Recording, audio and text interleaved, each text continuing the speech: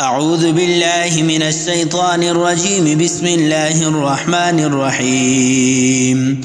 يسألونك عن الأهلة قل هي مواقيت للناس والحج وليس البر بأن تأتوا البيوت من ظهورها ولكن البر من اتقى وأتوا البيوت من أبوابها واتقوا الله لعلكم تفلحون.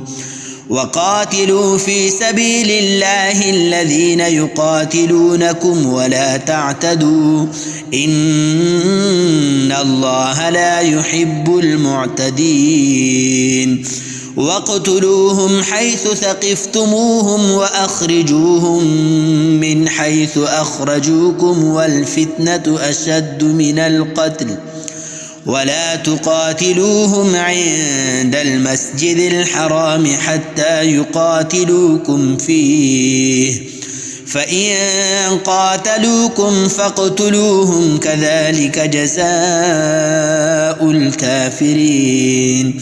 فإن انتهوا فإن الله غفور رحيم.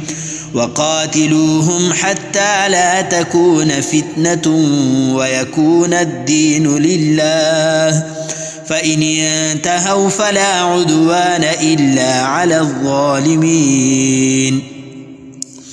الشهر الحرام بالشهر الحرام والحرمات قصاص فمن اعتدى عليكم فاعتدوا عليه بمثل ما اعتدى عليكم واتقوا الله واعلموا أن الله مع المتقين.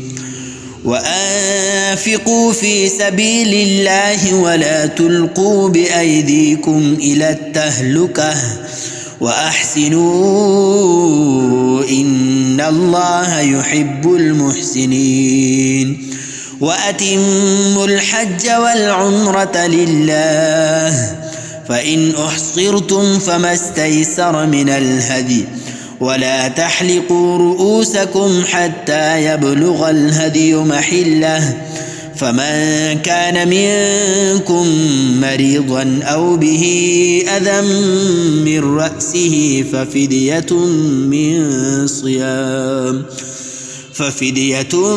من صيام أو صدقة أو نسك فإذا أمنتم فمن تمتع بالعمرة إلى الحج فما استيسر من الهدي فمن لم يجد فصيام 3 أيام في الحج و7 إذا رجعتم تلك 10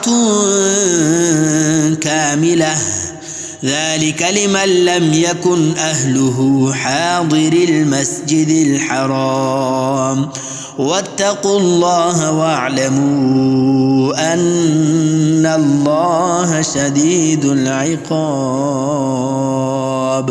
صدق الله العظيم.